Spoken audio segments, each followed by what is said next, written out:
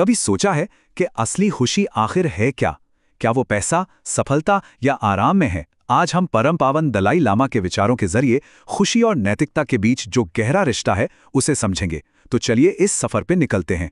देखिए, दलाई लामा की ये बात सीधे सीधे उस आम सोच को चुनौती देती है कि पैसा है तो सब कुछ है।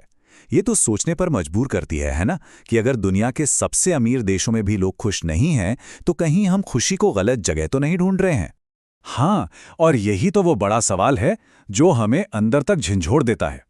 अगर बड़े बड़े घर, महंगी गाड़ियां और लेटेस्ट गैजेट्स हमें वो असली सुकून नहीं दे पा रहे हैं, तो आखिर ऐसी क्या चीज है जो जीवन को कोई मतलब देती है? शायद इसका जवाब बाहर नहीं, बल्कि हमारे अंदर ही कहीं छिपा है। तो चलिए सबसे पहले इसी अजीब विरोधाभास को समझते हैं कि कैसे भौतिक संपत्ति, जो हमें खुश करने वाली मानी जाती है, अक्सर मानसिक अशांति का कारण बन जाती है। दलाई लामा एक कहानी सुनाते हैं। एक बार वो एक बहुत ही अमीर परिवार के घर मेहमान थे।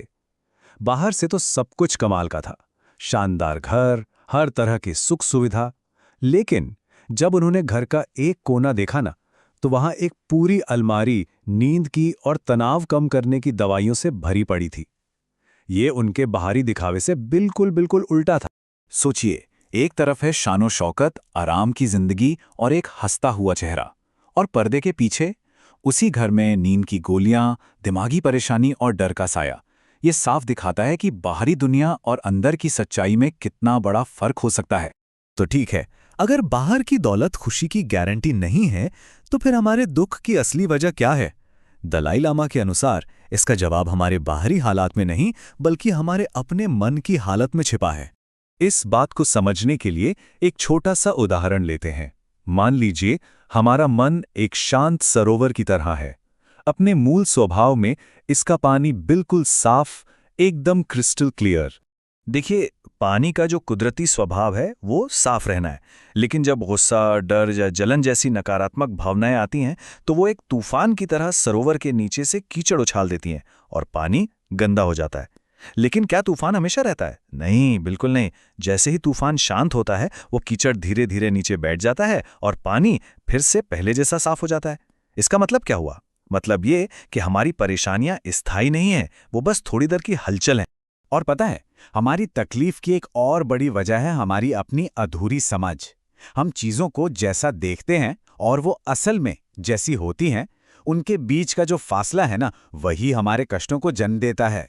तो सवाल उठता है, अगर हमारी अपनी भावनाएं और अधूरी समझ ही हमारे दुख का कारण है, तो इसका समाधान क्या है? दलाई लामा के अनुसार इसका रास्ता करुणा से होकर जाता है। और ये सिर्फ कोई अच्छी भावना नहीं है, बल्कि ये दुख को खत्म करने और सच्ची खुशी पाने का एक बहुत शक्तिशाली जरिया है। इंसान के अंदर ना अच्छाई और बुराई दोनों की गजब की क्षमता है। एक तरफ देखिए, हम बच्चों में वो मासूम अच्छाई देखते हैं जो बिना किसी भेदभाव के एक साथ खेलते हैं, और दूसरी तरफ ऑशविट्स जैसी जगहें हैं जो दिखाती हैं कि इंसान कितनी भयानक, कितनी योजनाबद्ध क्रूरता कर सकता है। यह हमें याद दिलाता है कि हर कदम पर हमें चुनना पड़ता है कि हम कौन सा रास्ता लें। सोच कर देखिए, एक स्वार्थी व्यक्ति अपने धन और शक्ति के बावजूद अक्सर अकेला और दुखी रह जाता है। मुश्किल समय आता है तो दोस्त भी गायब हो जाते हैं। और वहीं दूसरी ओर एक इंसान जो दूसरों की भलाई सोचता है, उसे समाज में कितना गहरा सम्मान मिलता है। महात्मा गांधी जैसे लोगों को आज भी करोड़ों लोग क्यों याद करते हैं? क्योंकि उन्होंने अपनी पूरी जिंदगी दूसरों के नाम कर दी। और ये जो सिद्धांत है ना, ये सिर्फ हमारी निजी जिंदगी तक ही सीमित नहीं है। जब हम करुणा को अपने जीवन का केंद्र बनाते हैं, तो हम सिर्फ खुद को नहीं बदलते, बल्कि एक बेहतर समाज और एक बेहतर दुनिया की नींव भी रखते हैं। और इसे हम समाज के हर हिस्से में लागू कर सकते हैं। जैसे शिक्षा में बच्चों को सिर्फ तथ्य रटाने की जगह प्यार और जिम्मेदारी जैसे मानवीय मूल्य सिखाना। मीडिया में भ्रष्टाचार को सामने लाना जरूरी है, बिल्कुल जरूरी है, लेकिन हिंसा को महिमा मंडित करके समाज में डर फैलाना नहीं। और पर्यावरण की बात करें तो ये समझना कि हमारे कामों का असर हर किसी पर पड़ता है। ये सब असल में करुणा का ही एक व्यवहारिक रूप है। मीडिया को देखिए, अक्सर हिंसा और नकारात्मक खबरों पर इतना ध्यान होता है कि हमें लगने लगता है कि दुनिया तो बस एक खतरनाक जगह है। लेकिन सच्चाई तो ये है कि दुनिया में हर पल अरबों करुणामय काम हो रहे होते हैं जो कभी खबर नहीं बनते। ये हमारी दुनिया की एक अधूरी और अक्सर एक गलत तस्वीर पेश करता है। लेकिन इन सब चुनौतियों के बाद भी निराश होने की जरूरत नहीं है। अगर हम ध्यान से देखें ना, तो आशा की कई वजह मिलेंगी। दुनिया में सकारात्मक बदलाव आ रहे हैं, भले ही उनकी रफ्तार थोड़ी धीमी हो। दलाई लामा रानी माँ एलिजाबेथ से अपनी एक मुलाकात का जिक्र करते हैं।